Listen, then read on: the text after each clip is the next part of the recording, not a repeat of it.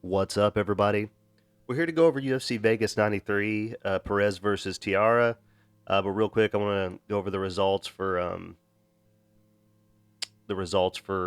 UFC 302 as far as the betting went. Had a good night, man. Made a good chunk of money. Had a 1 unit play, two two fight parlays. Sorry, one was Hafez and Almeida. That was a minus 115. That was a 1 unit play. And then I had a plus money play on Strickland and Kopilov. That was a plus 162, and that was a quarter-unit play. I did have a underdog parlay that I only had $50 on. That was Rowe, Dos Santos, and Poirier. Obviously, none of them won. But it was only $50, man. So, and then I had a parlay hit. This isn't one that I posted ahead of time. I didn't really post much ahead of time for parlays on 302. I don't think. This is an ongoing parlay that I had from the week before. So I had Lerone Murphy, Adrian Yanez, Hafez, Almeida, and that ended up being the only ones that actually hit, because Tiara's opponent got changed. He's not fighting Joshua Van anymore, and then Andre Lima, his opponent, got changed too. So I lost those two off of this parlay, and got paid $725, which is it was a good bit, man. I came away from that card with, let me think, probably 1 unit play minus 115, plus money play 250, probably pretty close to $2,000 profit on that card, man. So I mean, it went a lot better than I expected it to, honestly, because I wasn't very confident in the Strickland Kopilov play to hit. It was just I kind of took Kopilov for the value, to get a better value on Sean Strickland. And Kopilov looked like shit, looked really tired, and just kind of, it was really pathetic the way he looked, man. It's like if he doesn't get a first round knockout, he just looks terrible. So I don't know, man. I just got, I don't know, man. It was a bad look for him, man. I don't really know where he goes from there. He's known as a striker, but he was getting kind of outclassed on the feet pretty easily by what was that guy's name? I don't even remember now. Sorry, guys. I've been sick the last few days, guys, so bear with me. Still running a fever. Just trying to get this video out. I'm supposed to be going out of town for work, today, and I don't know if that's going to happen either. But yeah, me constantly working out of town has been kind of putting time constraints on me being able to do my videos and my research. So anyways, man, please like and subscribe, guys. To help me out a lot. If you're new to the channel, what I do is I go through and I give out all my picks for each of the fights, and at the end of the video, I give out my bets. I give out my bets for free. I'll never charge people anything for my bets. I always put out my bets usually close to 2 weeks before the fights happen. And if you're not interested in watching my videos, you just want to see my picks and my bets, you can go to my social medias. Highkick_fight picks is Instagram and TikTok. And then there's a Facebook group, High Kick Fight Picks on Facebook. Feel free to post anything you want in there, MMA related. Post your bets. I love seeing everybody's stuff, bouncing ideas off of each other. That's a goal for everybody, to help each other win money. And also, this show is available on Spotify, iTunes, all the major streaming platforms, as well. And yeah, man. So real quick, if you're looking to help me out, or looking for a sports book with a lot of good bonuses and sign up bonuses and stuff like that, you can use my link for Bet Us. I'll put it down in the comments on the video. I'll pin it to the top. And if you use my code or my link and sign up to Bet Us, you'll get 125% match on your first 3 deposits, plus 10% gambler's insurance. And they also have a lot of other bonuses you can take advantage of after your initial deposit or whatever. And what I do, guys, I say this almost every video, but I'm sure I get tired of hearing it, but I have accounts with like almost every sports book, online. I go over and I take advantage of all their bonuses and stuff, and then I turn my money over, and then if I don't like the book, I'll just take it off, um, and put it on another book. Like there's like three books that I use, mainly. I would use DraftKings, but they don't allow me to do that in my state. I tried doing it with a VPN, and they somehow caught on to that and won't let me do it still. So uh, outside of DraftKings, there's like three books that I use. That are good. And Bet Online, Bet Us, and Bovada .lv is one of my favorite books as well. It's the main one that I use. And if you want to sign up for Bovada, hit me up and I'll send you my personal link and everything, and we'll both get bonuses and whatever.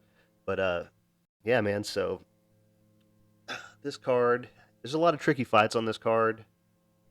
Um, they just added this one today, so kind of went over it. I had to get this video out, but I saw they added this one this morning or yesterday, and Ikran Aliskerov taking on Antonio Trocoli.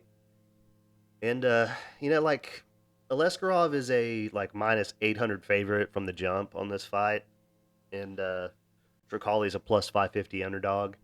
Uh, Aliskerov is 31 years old. He is 6 foot tall with a 76-inch reach. He is 15-1 and 2-0 in the UFC. And like I said, minus like 800 favorite already. Um, they've been really trying to push this guy to the top of the division, and he's got a good record and everything. Seems to be pretty good, but what he's done so far in the UFC, I don't really find impressive. A lot of people have knocked out Phil Hawes at this point. Worley Alves is on a pretty bad streak right now and towards the end of his career, so I don't really see what he's done to deserve a spot towards the top of the division. Not saying he's a bad fighter at all. Obviously, he's a good wrestler. Coming out of Russia and everything, he's got some big power. Decent striking as well. He's kind of pretty well rounded, and he's a good fighter. But I just like I said, and hasn't really fought anybody you would consider tough yet. But I guess he did fight some decent competition on his way to the UFC as well. Uh, Let me check out his stuff here. He's got 6 wins by knockout, 5 wins by submission. His one loss was by knockout, and that was to Khamzat Chimaev back in Brave FC. Huh. And he should win this fight, but I would say that with the line being the way it is, if you're going to bet on this fight, maybe just put a little something on Trocoli just in case, but because there's not really any real value on Aliskerov at this point. And he is fighting a giant here because Trocoli is 6'5", 5 inches taller, and he's going to have a, let's see, like a 6-inch reach advantage over Aliskerov. And we just kind of got a lot of unknowns with Trocoli, man. We haven't got to see him, compete at a high level. He's been out for 2.5 years. He was supposed to fight somebody a few weeks ago, and that fight fell out.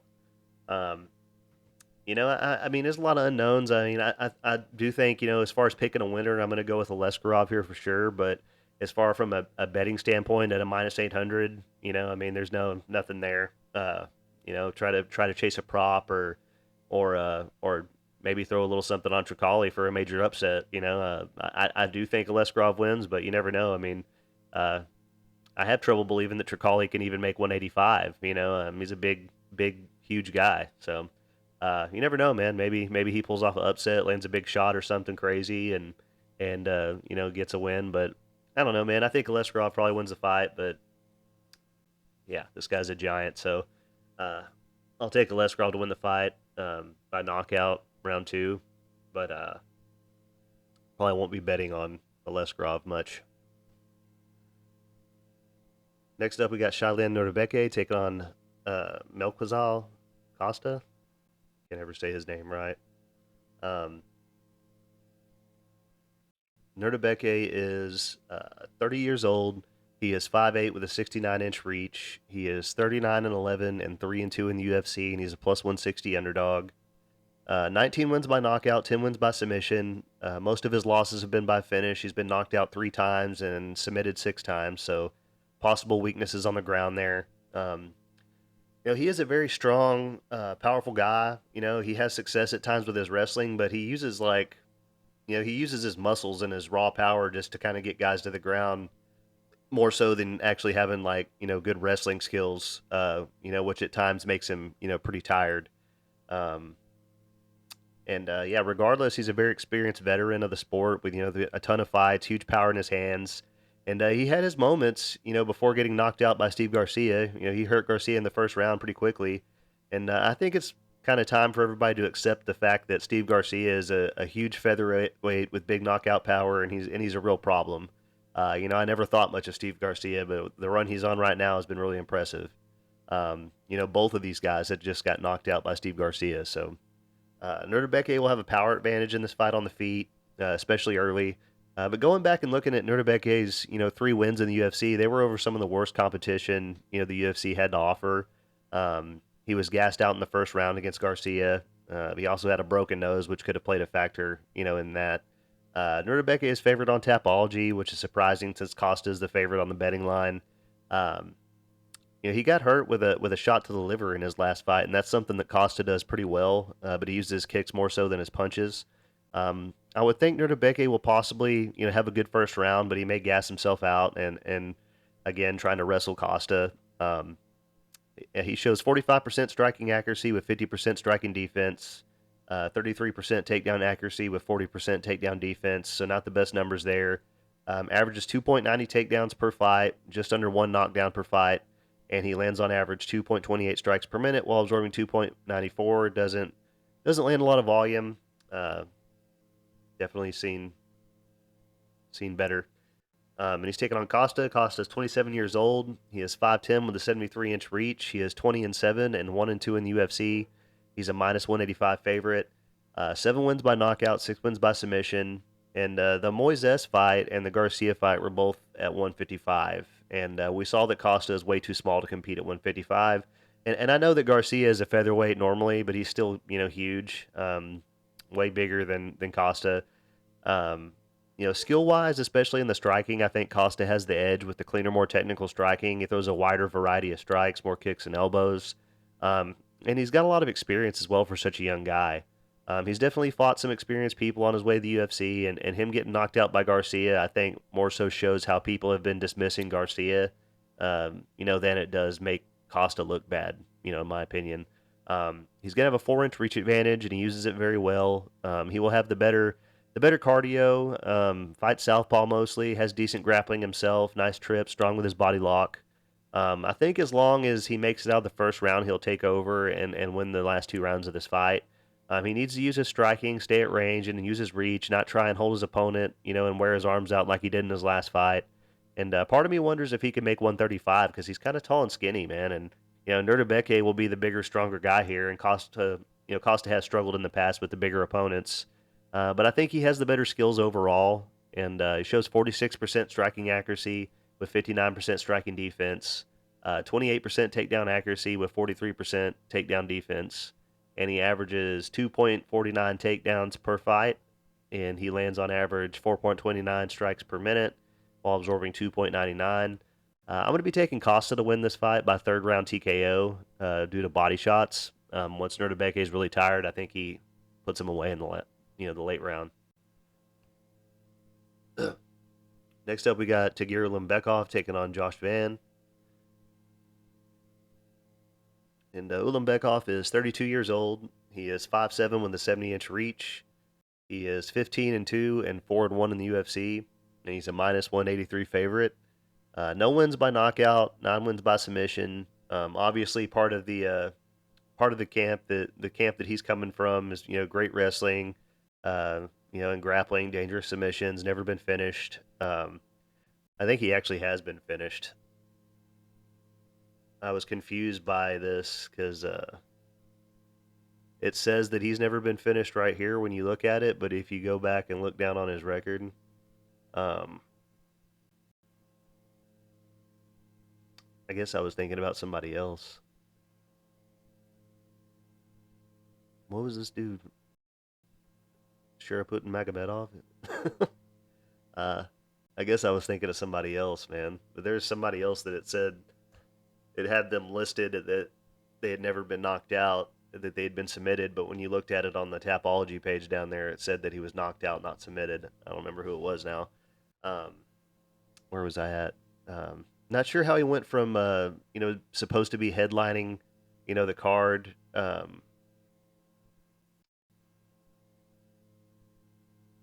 Supposed to be headlining the card, or what, what happened. He was supposed to fight Perez originally, um, and he's had some tough fights. He definitely has the better wins, and he's fought the tougher competition. And this is going to be a striker versus grappler fight. Uh, Tagir will have a 5-inch reach advantage. He's 2 inches taller, and he just beat Cody Durden, who was on a hell of a run at that point. And his striking looked a lot better in that fight. I think he dropped Cody early in that fight. Great calf kicks, throws good straight punches. He has great sweeps. He's hard to keep on his back. Very strong in the clinch. Great jab, great trips. Double single leg takedowns. He has the hugest advantage on the ground with his wrestling, which is something that Josh hasn't really had to deal with so far. In the UFC or anywhere really, is this level of wrestling or grappling, or this level of competition. So far, Joshua Van's only fought guys, aside from Zumagulov, he's only fought guys making their debut. Um, uh, but yeah, so Tagir shows 46% striking accuracy with 51% striking defense, 47% takedown accuracy with 61% takedown defense.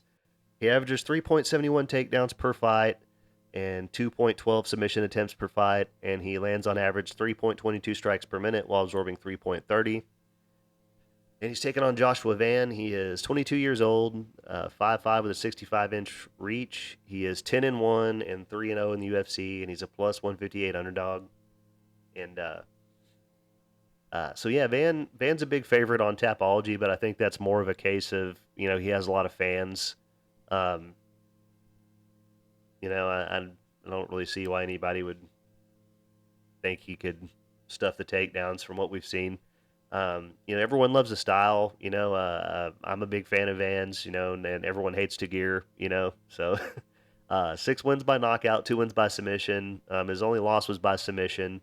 I'm a big fan of his, like I said, and he has really good boxing, super fast, throws great combinations, lots of volume. He picks up the pace the deeper the fight goes. He did win close fight with Zumagulov in his debut. But other than that, like I said, he's only fought guys making their debut.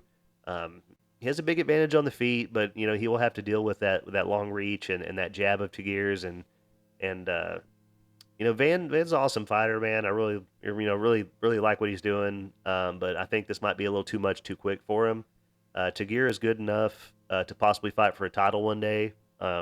I just haven't seen enough of Van's takedown defense against anybody this good to think he's going to get the win here. I wouldn't blame anybody if you're taking a dog shot on him at all. That plus money, it's one of the few times you'll be able to get the plus money on Joshua Van. But me personally, I'm going to be taking Ulanbekov to win by submission. Um, Probably round 2, round 3, I would say, or maybe just a boring decision. Next up, we got Jekka Saragih taking on Weston Wilson. Uh, Jekka is 29 years old. He is 5'8" with a 69-inch reach. He is 14-3 and 1-1 in the UFC. He's a minus 301 favorite, and this guy's a finisher. 9 knockouts, 4 submissions. He's only won 1 fight by decision, but on the flip side, all his losses have been by finish, as well as 1 knockout. He's been submitted twice, so um, he kind of shocked the world last time out as a big underdog. He fought in the road to UFC at 155 pounds and lost, but he looked pretty good as natural weight class. And there's not a lot of Indonesian fighters in the UFC, so it's cool to see that. And he's very explosive and athletic, huge power. We saw in his debut, his weaknesses though, and also he was out grappled, out wrestled, in that fight fairly easily, and that loss was to another guy who was very tall and long, as well. So, and I think Wilson's even taller and longer than that guy. So, um, it's possible he might struggle with the size of Wilson in this fight. He throws a lot of spinning attacks, jumping attacks. He's very exciting, good elbows and knees in close. Like I said, his takedown defense isn't very good at all, and that's something that Wilson could absolutely exploit in this fight. Um, Jekka didn't really show the ability to get up off his back once he was down.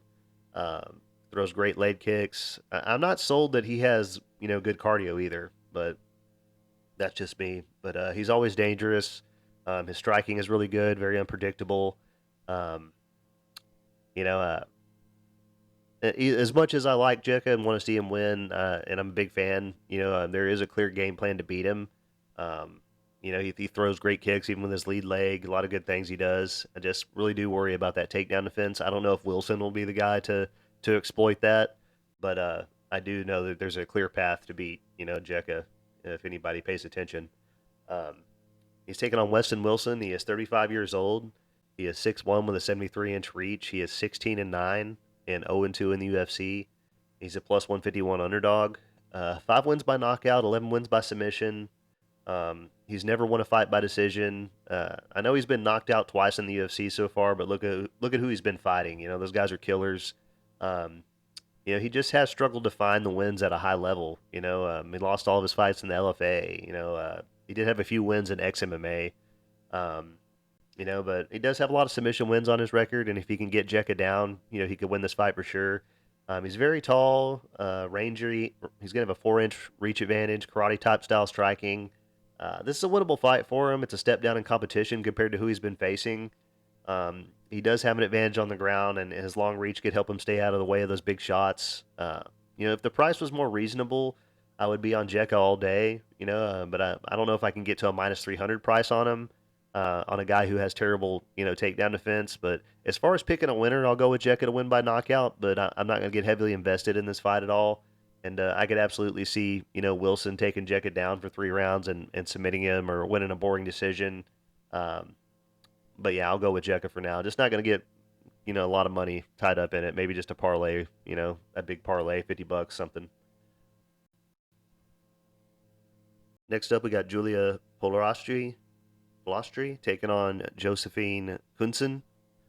And Julia is 26 years old. She is 5'2" with a 63.5-inch reach. She is 12-3, and this is going to be her UFC debut. She's plus 197 underdog.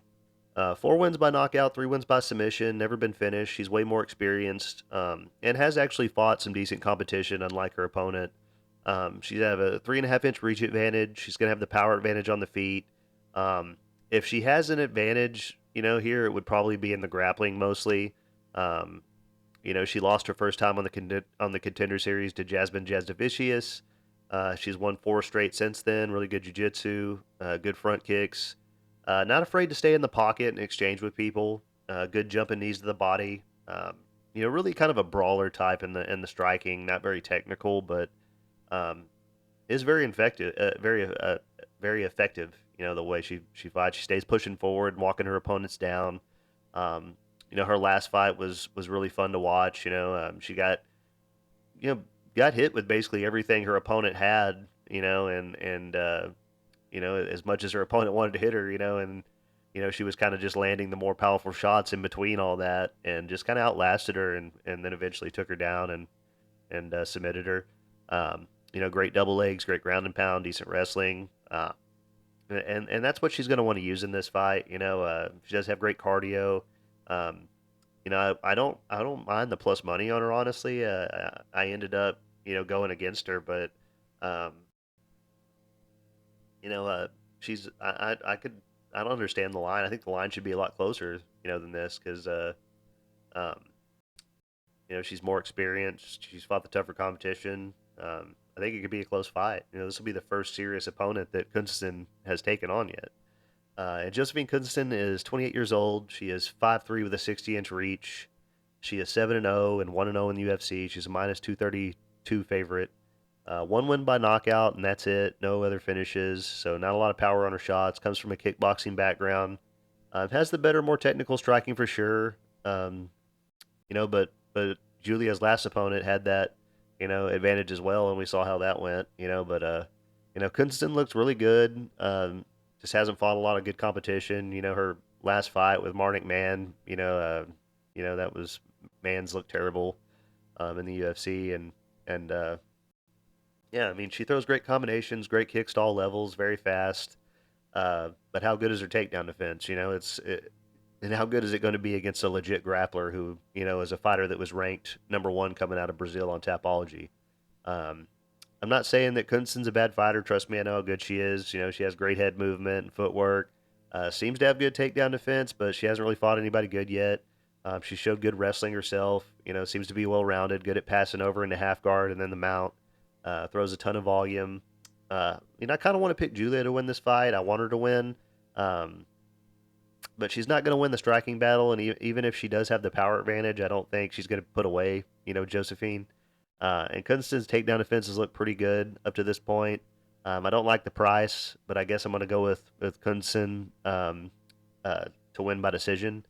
Uh, she seems to be the real deal, but I am a little worried about the level of competition she's fought, which is why I think the price is too high.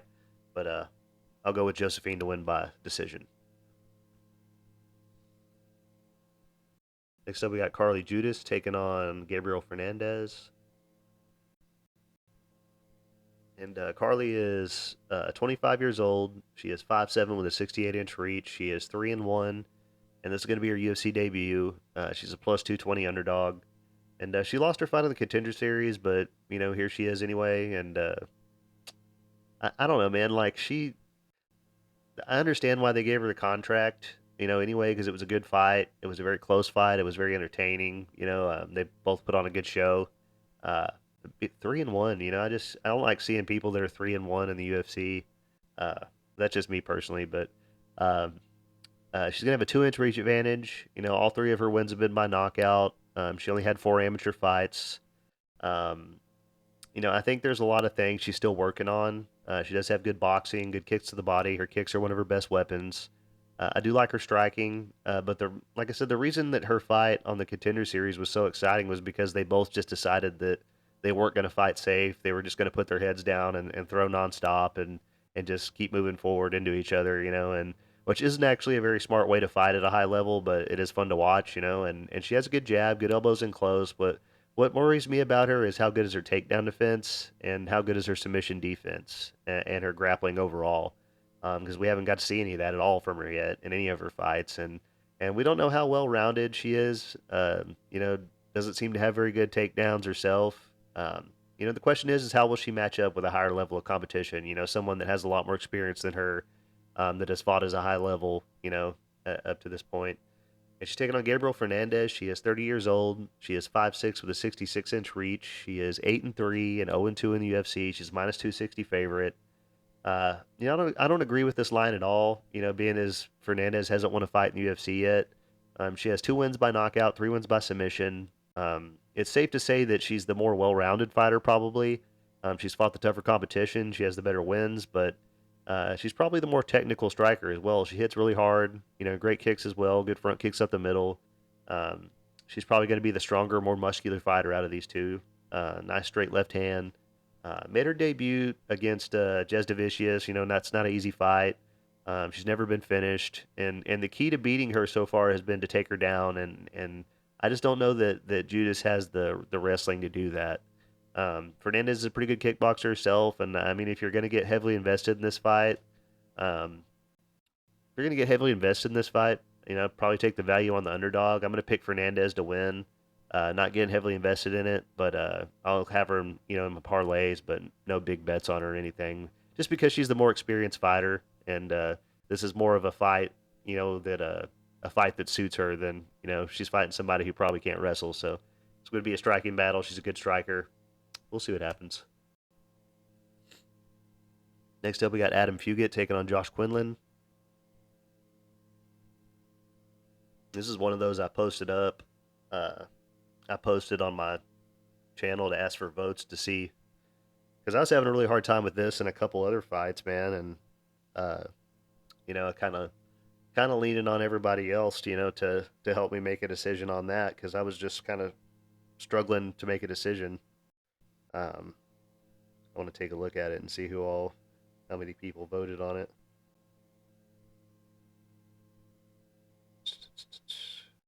Yeah, I mean it's pretty close, man. It started off that there was a big lean to Adam Fugit, and now it's getting pretty close. It's 56% for Adam Fugit and 44% Quinlan. On Tapology, everybody's going with Quinlan. Um, I don't know, man. Adam Fugit is 35 years old. He is 6'1" with a 77-inch reach. He is 9-4 and 1-2 in the UFC, and he's a minus 110. I think it's minus 110 on both sides. 5 wins by knockout, 3 wins by submission. and we saw what he's capable of against Kinoshita. Other than that, he had really tough fights, and I don't blame him for losing those fights. Mike Malott, Michael Morales, and he was doing pretty good against Morales before he finally got caught in the third round. He's gonna have a 5-inch reach advantage. He's a super nice guy. I talked to him on Instagram a few times. At least the line is correct on this one, in my opinion. It could go either way. One thing Fugit has going for him is that, Josh just got knocked out 2 months ago pretty badly. Fugit's way more experienced. He's good enough everywhere that if you have a hole in your game, he can exploit that. He's good with his chain wrestling offensively, and expect him to use that early in this fight. Muay Thai style striking, fight southpaw. He's good at using his butterfly guard to get guys off of him when he's down. He's probably better on the ground. May even have more technical striking. But he would be smart to clinch early, try and wear down Quinlan, take some of that pop off of those shots. He shows 54% striking accuracy with 48% striking defense, 33% takedown accuracy with 50% takedown defense. He averages 3.43 takedowns per fight, and he lands on average 4.30 strikes per minute while absorbing 5.13. He's taking on Josh Quinlan. He is 31 years old. He is 6 foot tall with a 72-inch reach. He is 6-2 and 1-2 in the UFC, minus 110 as well. 4 wins by knockout, 2 wins by submission. He has big power early, but we've seen in his last 2 fights he doesn't have the most technical striking, and he doesn't have good wrestling or takedowns, and he doesn't even throw a wide variety of strikes either, man. His last 2 fights have been against tall strikers, and he couldn't get on the inside. His only win in the UFC was over a guy who's been knocked out a lot, and that isn't in the UFC anymore, I don't think. He was on steroids, when he went to Contender Series. He slows down at times. His power will give him an advantage on the feet, most likely, even if Adam is the more technical striker. But he has been taken down in the UFC. I don't think Quinlan is as good as Morales or Malott. The guys that have beat Fugit. Josh tends to load up and throw only big shots, doesn't use a lot of feints. He did land 1 takedown in the Trey Waters fight, but Waters immediately got back up. He couldn't hold him down. And, I see why a lot of people are going with Quinlan. He hits very hard, and Fugit's been knocked out twice. But as far as skill-wise, I think Fugit probably has more skills than Quinlan. Josh shows 42% striking accuracy with 50% striking defense, 11% takedown accuracy with 60% takedown defense. Averages 1 knockdown per fight, lands on average 3.59 strikes per minute while absorbing 6.91. Gets hit a lot, and I guess, like I said, I understand why some people may lean more towards Quinlan. I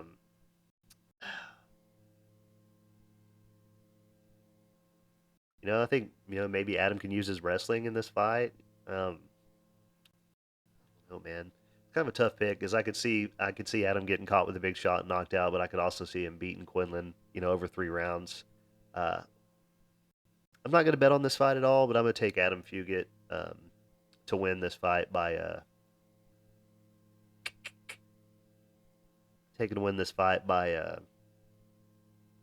He doesn't really go to decision that much, but I'm taking to win this fight by decision. Maybe he fights safe and uses wrestling to beat Josh, and possibly maybe he submits him or something. So, and I feel terrible, sweating just sitting in a chair. Next up, we got Nate Maness taking on Jimmy Flick. And Nate Maness is 32 years old. He is 5'10 with a 72-inch reach. He is 15-3 and 4-2 in the UFC. He's a minus 400 favorite. 6 wins by knockout, 3 wins by submission, and he's only lost to real tough guys. He's huge for this weight class.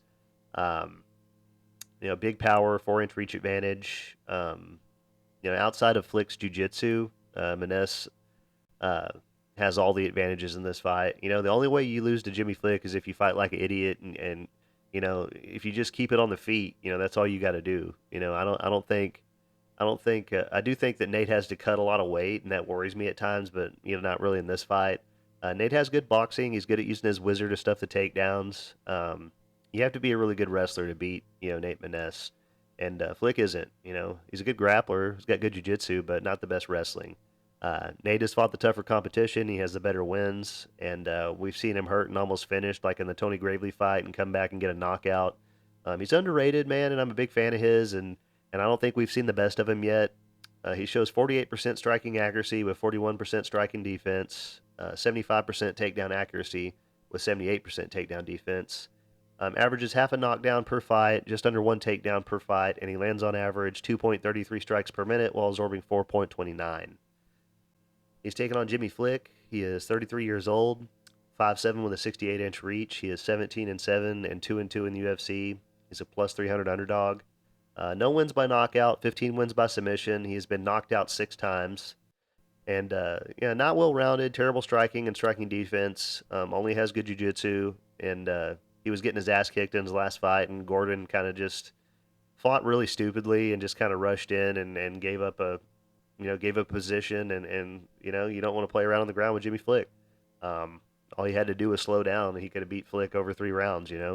Um, uh, Flick doesn't have good takedown defense, but he doesn't mind that because he's got good jiu-jitsu. If you're going to take Flick to win, it's by submission, but I think he's not well-rounded, and I think Maness is going to knock him out in the first round. Nasty. Next up, we got Lucas Almeida taking on Timmy Cuamba. And this is another one that I had put up too because I was kind of struggling a little bit with this. But the thing is like, it's another one that's kind of split close down the middle, 56 for Cuamba and 44% for Almeida. I always find myself every time I watch the tape on, Almeida, I find myself wanting to pick him. And because he has a lot of really exciting fights and stuff like that, and whatever. But he's let me down twice in a row now. And I still struggle every time. I always want to pick him. But he's 33 years old. He's 5'11" with a 71-inch reach. He is 14-3 and 1-2 in the UFC, and he's a plus 155 underdog. And like 9 wins by knockout, 5 wins by submission. He's never won a fight by decision. Has decent striking, has big power. Takedown defense doesn't seem to be very good. Kind of more of a brawler, with the striking. And this is a big step down in competition for him. He's a killer be killed type fighter. Has a jiu-jitsu black belt, but he looked like a fish out of water against Pat Sabatini. Very fast, very explosive early. He looked good in the Trezano fight, but they almost knocked each other out multiple times in that fight. And he just happened to be the one that got the stoppage. So nice calf kicks. He stands a little bit too upright, at times, and leaves his head on the center line. Seems kind of really stiff at times, in some of his fights, especially his last fight. And I guess this is more of a winnable fight for him. But man, like I said, I always find myself wanting to pick him, and he lets me down. And I told myself I would never pick him again or put money on him. After I said that after both his last fights because he looked so terrible in them. So he shows 47% striking accuracy with 45% striking defense. Never landed a takedown in the UFC and has 40% takedown defense. Averages just under 1 knockdown per fight, and he lands on average 5.05 strikes per minute while absorbing 5.32. He's taking on Timmy Cuamba. He is 25 years old. He's 5'9" with a 71-inch reach. He is 8-2 and 0-1 in the UFC. He's a minus 180 favorite. 4 wins by knockout, no wins by submission. He's never been knocked out, but was submitted 1 time. He went 5-1 as an amateur as well. Lost his debut, but that was up a weight class, and he made a pretty good account of himself. He's fought some decent competition, man, recently anyway, and he trains with Marvin Vettori and a lot of good fighters. He's known for his striking. And these guys have the same reach. Cuamba's been training with UFC level competition since he was very young. Looking forward to seeing him as natural weight class in the UFC, man. He's got really good footwork. He's very fast, throws lots of combinations, doesn't throw a lot of single shots. Good with his whizzer, good takedown defense, nasty 1-2, good at catching the kicks and countering. Nice lateral movement, great head movement. I think he's going to look better than ever. His last fight was on super short notice against a really, big guy. And he's going to have the speed advantage, and Almeida struggles with guys that have good footwork like Cuamba. And I'm going to take Cuamba to win this fight by knockout round 2. And I wouldn't blame anybody for taking Almeida, with the UFC experience and everything, but I just can't go with Almeida after his last 2 fights.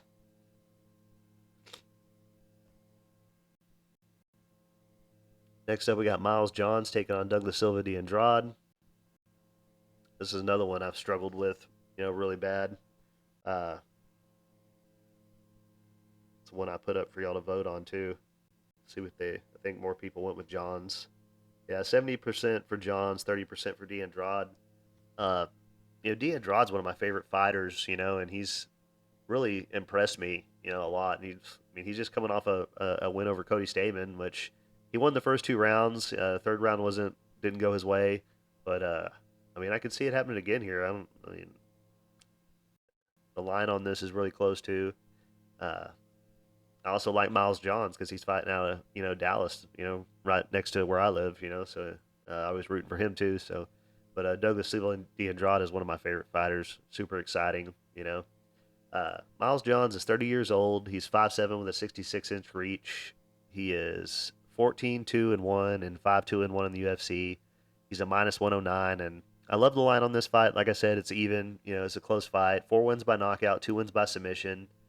He has big power, and it carries over in the third round. He had a couple of late knockouts in the UFC, but at times in the past, he's looked kind of like he it's been kind of like he underperformed, like against Vince Morales. He won that fight, but it was like a super close fight. Because he was just kind of sitting back and waiting to land that big shot. Rather than really trying to get a finish or anything. Has a wrestling background. Cardio has looked questionable at times in the past. Doesn't throw the most volume, but hits very hard. Just won a fight a few months ago. Both his losses in the UFC were by finish. Good at countering with that overhand right. Does load up on a lot of his punches. He's going to want to use his wrestling in this fight, and he hasn't exactly had a lot of success with it in the UFC so far.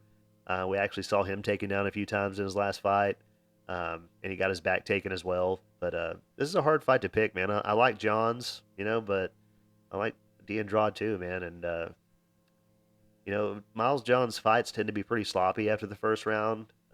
He's not gonna want to stay on the feet in this fight, at least early. With Andrade. John shows 47% striking accuracy with 69% striking defense, 23% takedown accuracy with 85% takedown defense, averages 1.15 takedowns per fight, and he lands on average 3.28 strikes per minute while absorbing 2.55.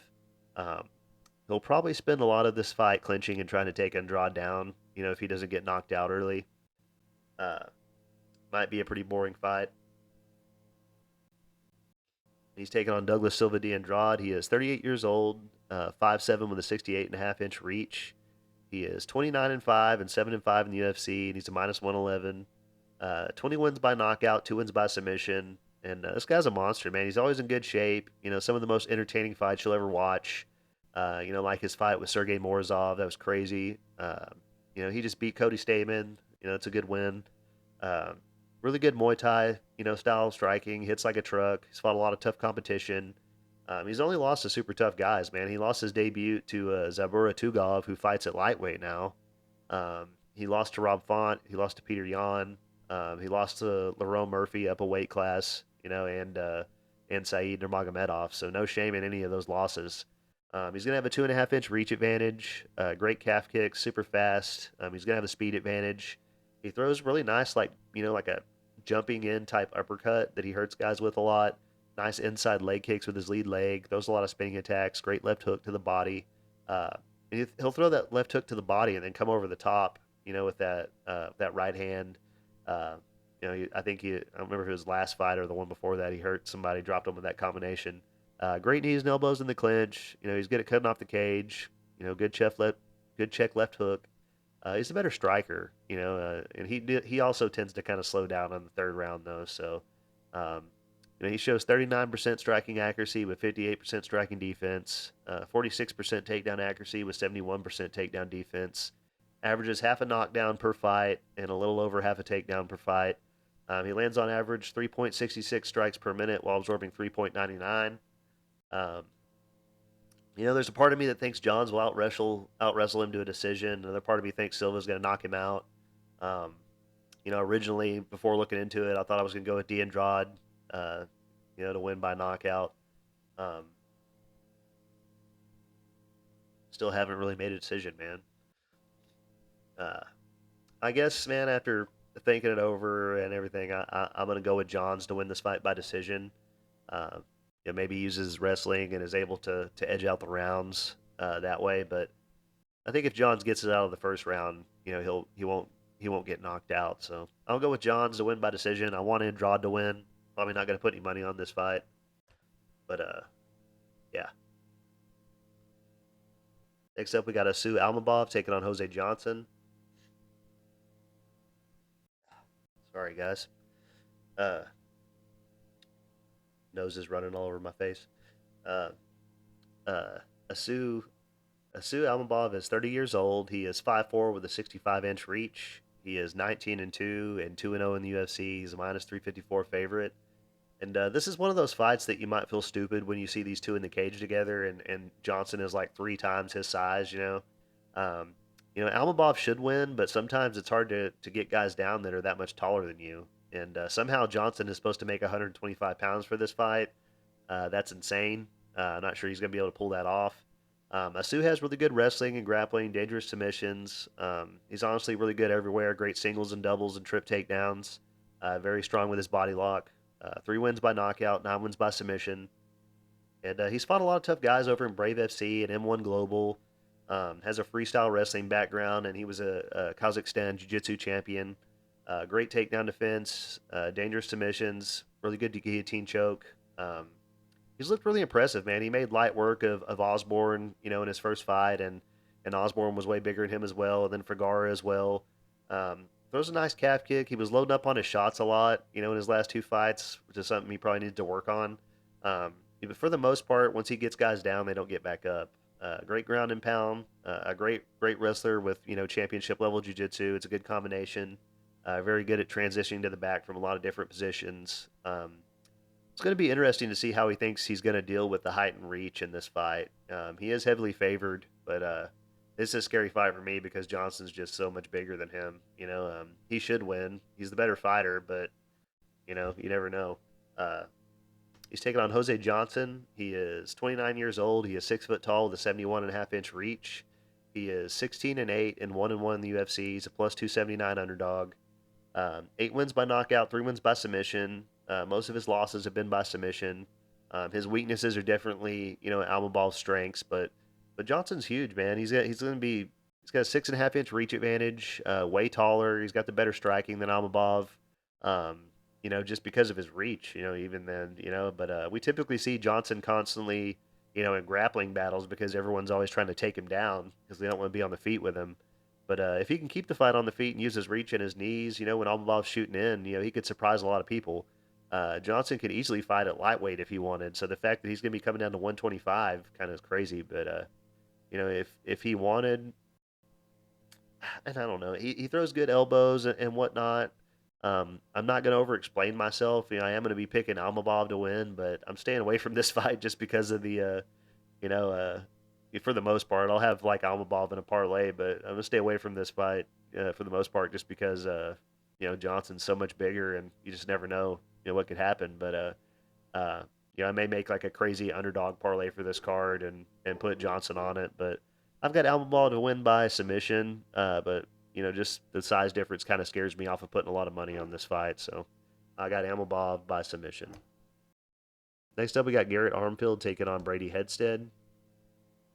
And Armfield is 27 years old. He is 5'6" with a 70-inch reach. He is 10-3 and 2-1 in the UFC. He's a minus 185 favorite. 6 wins by knockout, 2 wins by submission. He's never been knocked out, but has been submitted twice. He looked good in his last 2 fights, but his weaknesses have been his takedown defense and submission awareness and defense. And he's fighting a good wrestler here. And Armfield has, good boxing, very fast and powerful. Throws great combinations, goes to the body a lot, does slow down in the third round. Um, he's going to be the much smaller guy in this fight, but he will have the advantage in the striking. Seems to have made a lot of improvements, uses his jab very well. Has been using a really low stance in his last few fights, trying to avoid the takedowns. But he hasn't fought any legit, good wrestlers, since, the David Onama fight where he was taken down, submitted easily. Katona doesn't have a very high takedown accuracy percentage, and he was able to get Armfield down a few times. So, um, Armfield's good at managing distance, good at throwing, accurate straight punches. If you're going to stand there if you're going to stand there and wing hooks, and big shots at Armfield, he's going to beat you to the punch every time, and be out of the way.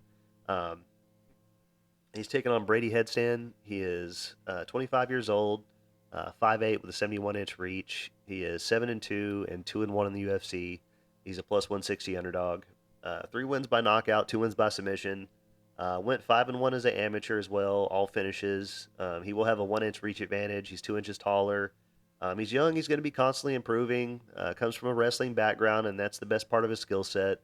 Great scrambles on the ground, smooth transitions. He's tough as hell. We've seen him hurt in his last 2 fights, and then comes back and gets the win. You know, he knocked out Dana, which is an impressive win because he was losing that fight up to that point.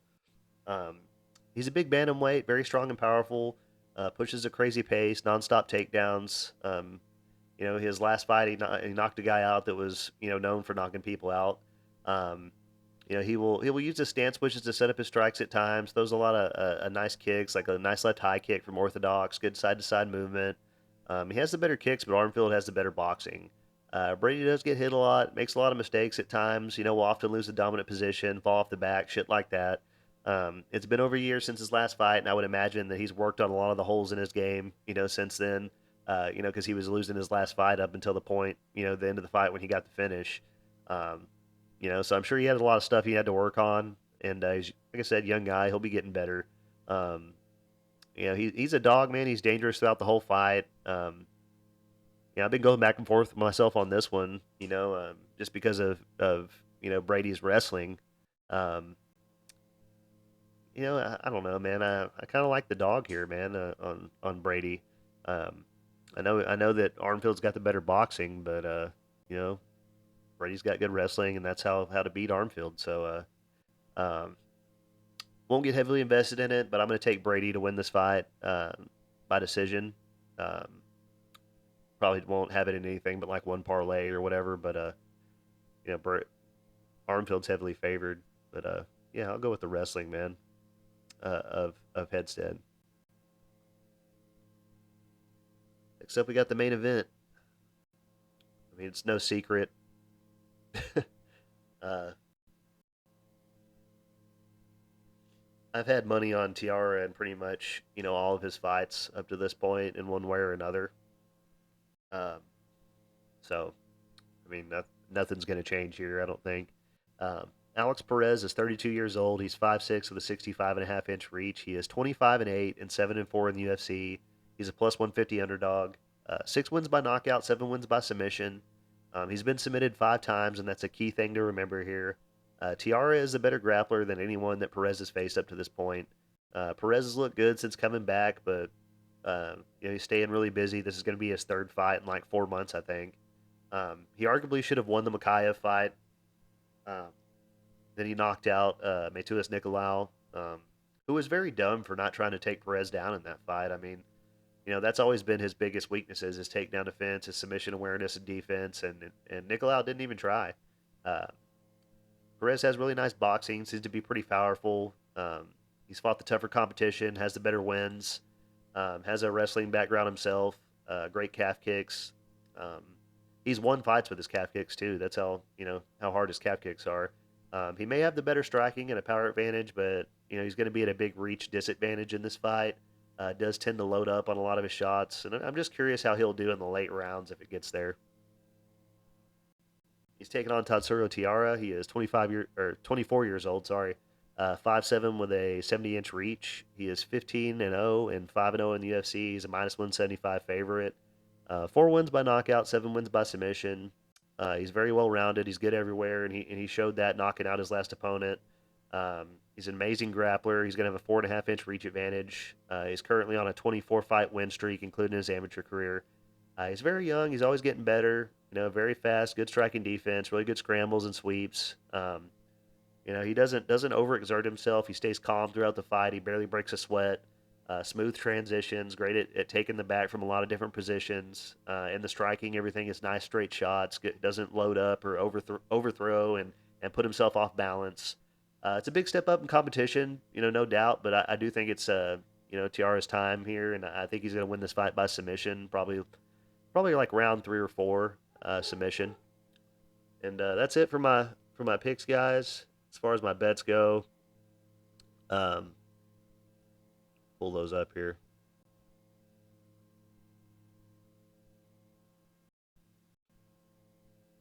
as far as my bets go, I ain't got a whole lot on this card. Um,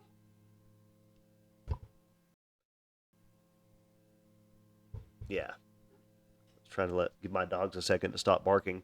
I got a small play on Tagir Ulanbekov at minus 170. It's a half unit play. Um, a small play on Tiara at minus 160. That's a half unit play.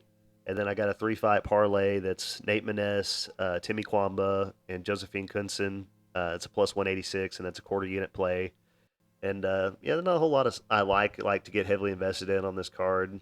As far as parlays go, 5-fight parlay, Ulanbekov, Knutson, maness, Jekka, and Tiara, and that's plus 488. And then to that I added, where was I at?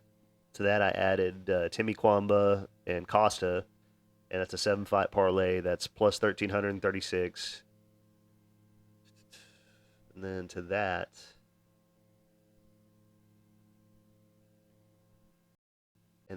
I added Fernandes and headstand, and that's a plus 4,872. That's a 9-fight parlay. That's Cuamba, Ulanbekov, Costa, Fernandes, Josephine Knudsen, Maness, headstand, Jekka, and Tiara. Um, yeah, I think there's quite a few fights I left off of this or whatever, but I appreciate you guys' time, man. Sorry, I feel like crap this week. It's just one thing after another with me here lately. Um, uh, but thank you for your time, man. I appreciate you guys being here. Thank you for caring what I have to say. Hope you guys win some money, man, and I'll holler at you next week.